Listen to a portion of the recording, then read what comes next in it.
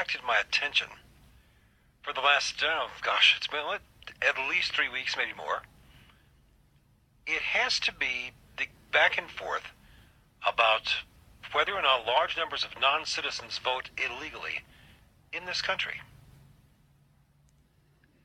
And I realized early on that there had to be this is something that's been looked at quite a bit. Take a look at True the Vote down in Houston. Catherine Engelbrecht and those people. They found amazing things in Houston. Look up the Houston Chronicle from 2005, 2006. It's remarkable what they ran across. But now, and I've just kind of kept my radar up to see if I could find some of this. And I found a small research group called Just Facts, founded in New Jersey 20 years ago by a Brown-educated mechanical engineer. And just as Trump was setting up his task force on voter fraud, these guys released their findings. And son of a gun, the Just Facts people, the engineers, his last name is Agresti, Agresti, who's conducted years of research, written op-eds for a variety of news sites. But the numbers he has, he says, these are plausible.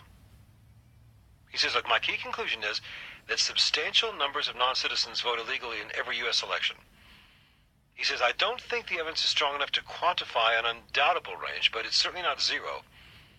And it may be as high as Trump claims. Now, he posted his analyses. And it doesn't discuss just stats, just statistics. He cited government reports on the huge amount of fake ID papers that circulate among illegal aliens, including social security numbers, yours and mine, and birth certificates, both of which, of course, are gateways to voter registration. Now, this guy says his work is non-political. He's critical of the liberal mainstream media, making the point that its reporters do not follow their paper's own written standards. He's right about that.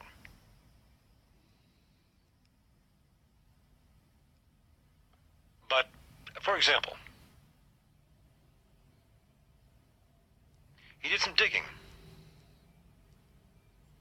with an obscure but gigantic poll called the Cooperative Congress Election Study. Just Facts refers to it as the CCES, the Cooperative Congress Election Study, and calls it the Harvard study because professors there direct the bicentennial poll conducted by UGov and the various other colleges. And among its many questions is one on citizenship status. And after the 2008 presidential election, Obama's first term, this Harvard poll of 32,800 respondents found that 339 non-citizens were registered to vote, and of those, 38 said they definitively voted. Now extrapolate that to the adult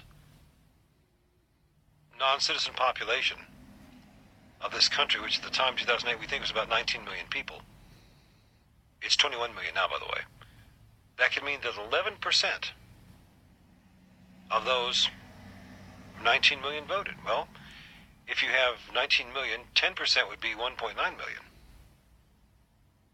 So that would be nearly 2 million people, 2 million non-citizens voted in 2008.